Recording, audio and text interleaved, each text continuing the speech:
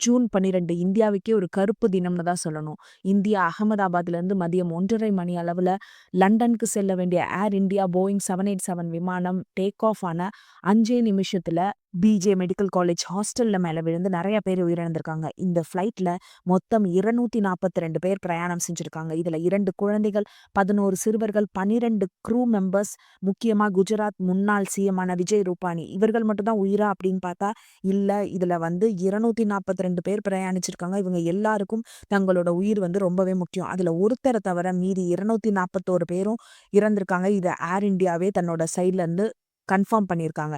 இதுல தப்பிச்ச அந்த ஒருத்தர் பேரு ரமேஷ் விஸ்வகுமார்.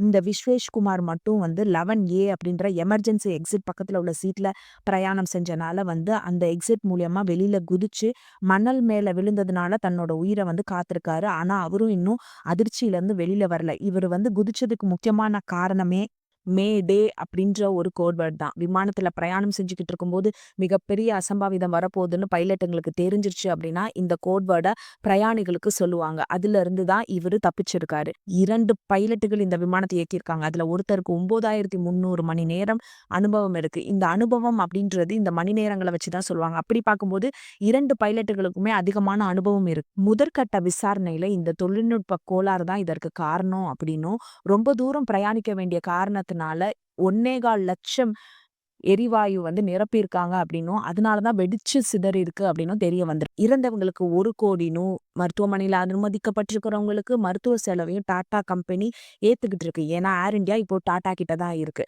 ஆனா உயிர்கள் திருப்பி வருமா?